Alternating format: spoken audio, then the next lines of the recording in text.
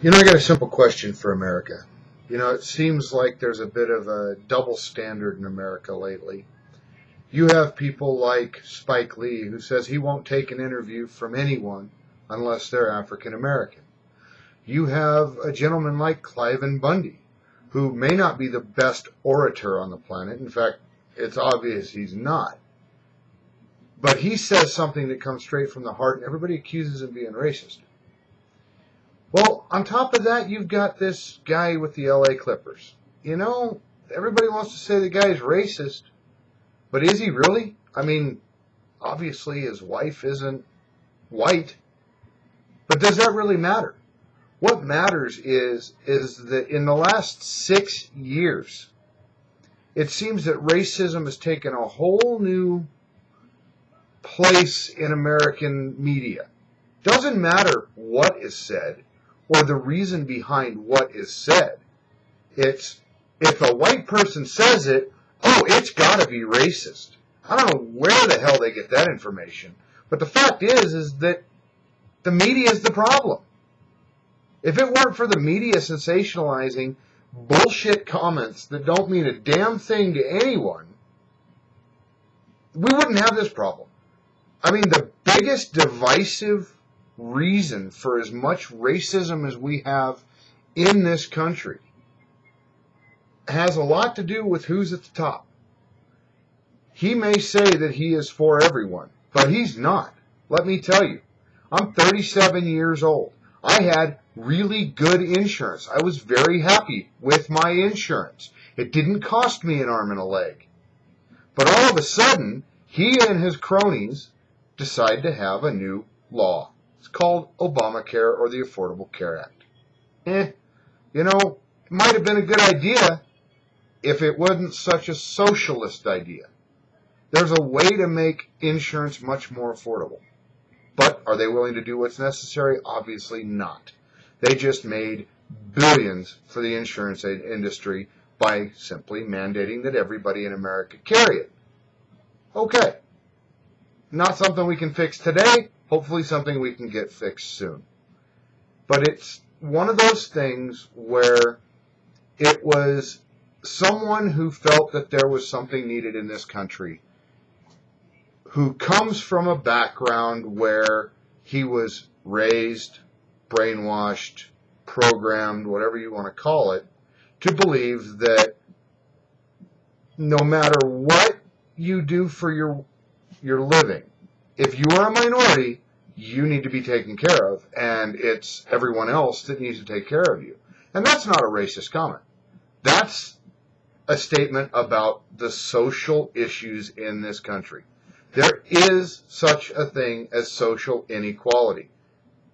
And I agree with it, that there is something called social inequality. It's very simple. It's some people treating others badly because of their skin color, religion, choice of mate, or whatever it may be. And that is social inequality. What is not social inequality is that you have in this country millions of people who refuse to work because the government's giving them a paycheck. And it doesn't matter if they're white, black, purple, or what.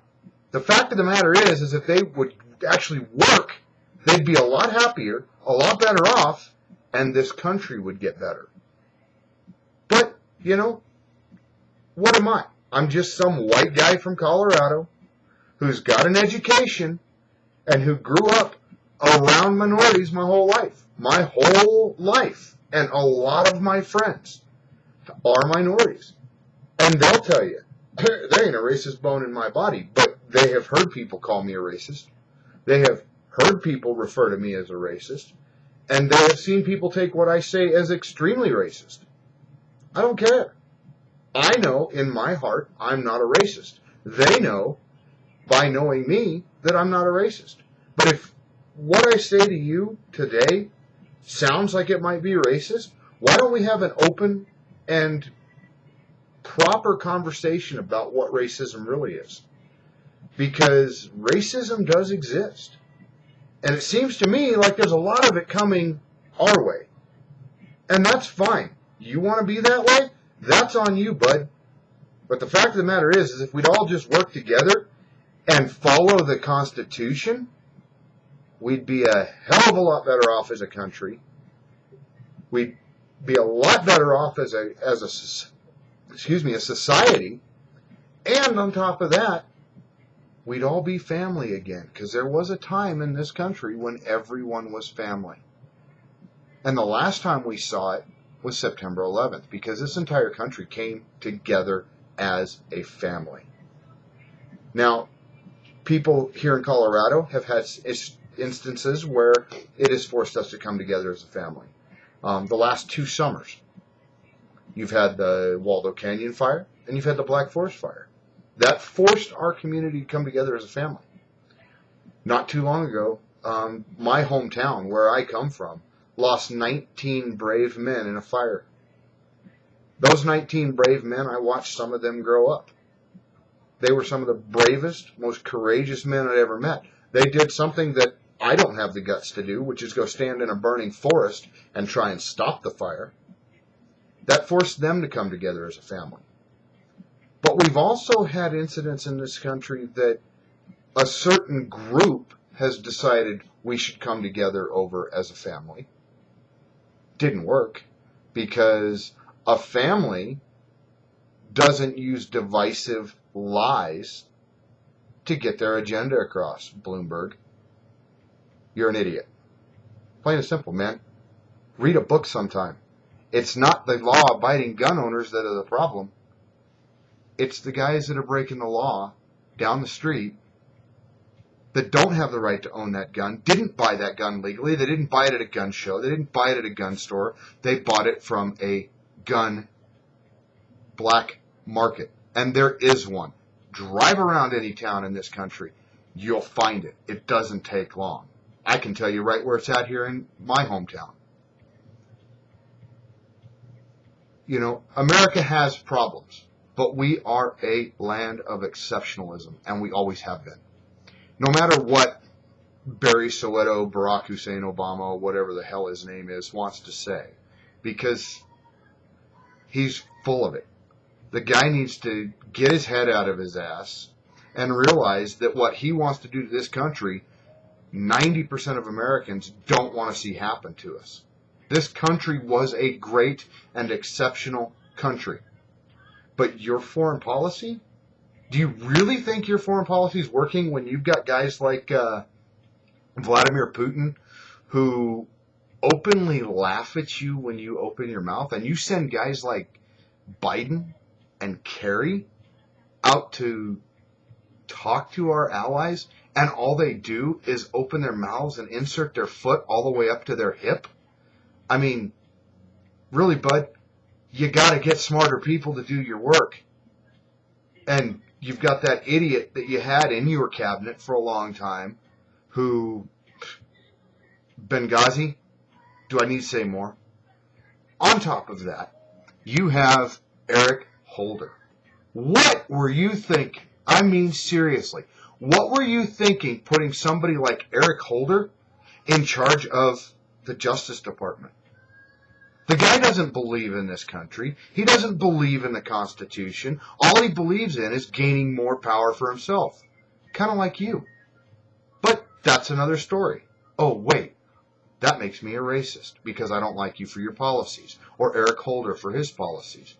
I forgot. According to the press, that makes me a racist. But that's basically just a snippet of what I want to say as a person. And yeah, you may look at me and think, oh, he's just some redneck American. Well, number one, I'm not redneck. Number two, this is because I'm going bald anyway. You want to laugh at that? Fine. You want to call me a skinhead? Go to hell. Because I am not a skinhead. I am a red-blooded American who cares about my country. What we need to do, people, is wake up. Get people in office that truly believe in this country. Because Reid, Pelosi, Feinstein, and half a dozen others, they don't believe in this country. All they care about is lining their pockets with money.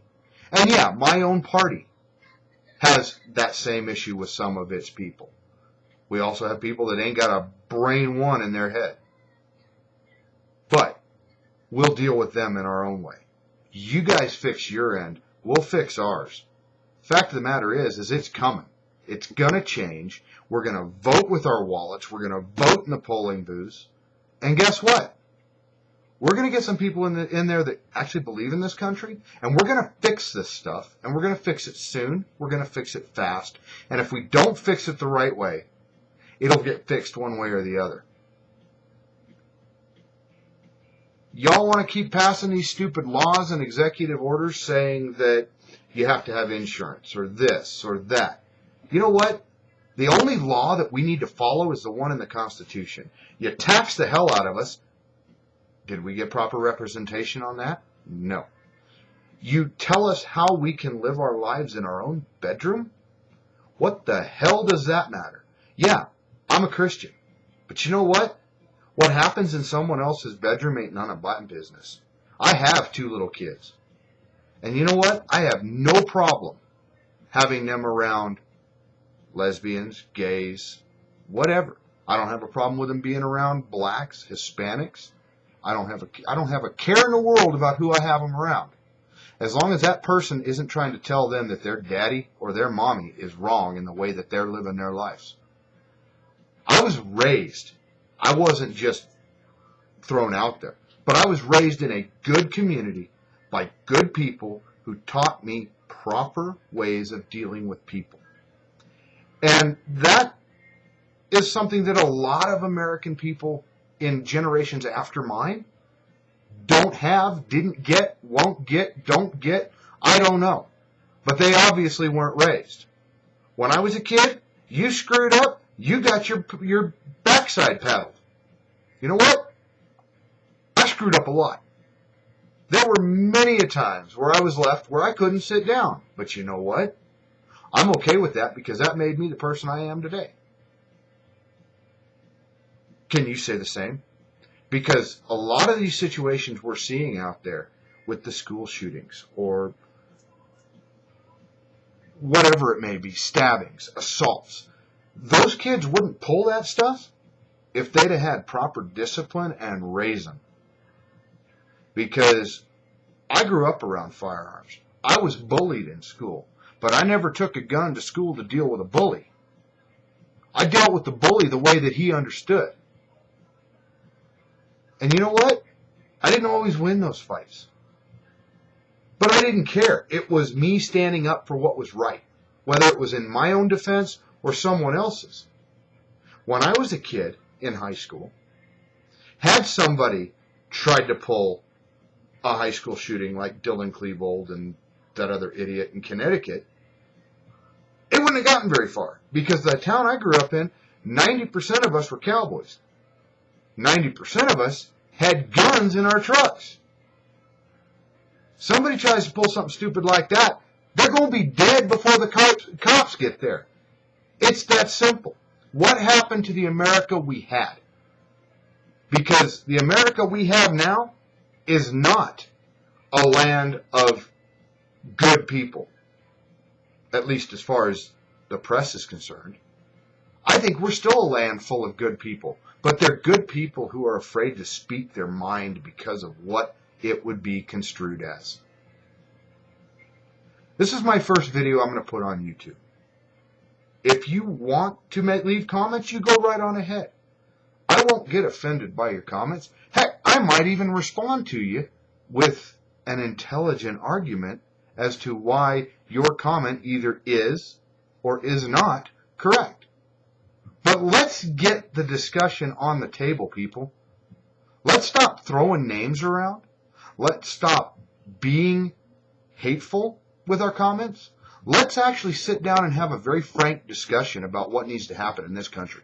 And let's see where that takes us as a people. Because I think you'd be surprised. But that's it for now. If you guys like my video, hit the like button. If you have a comment, leave the comment. I know I was kind of rambling, but like I said, it's my first video. We'll see where it goes from there.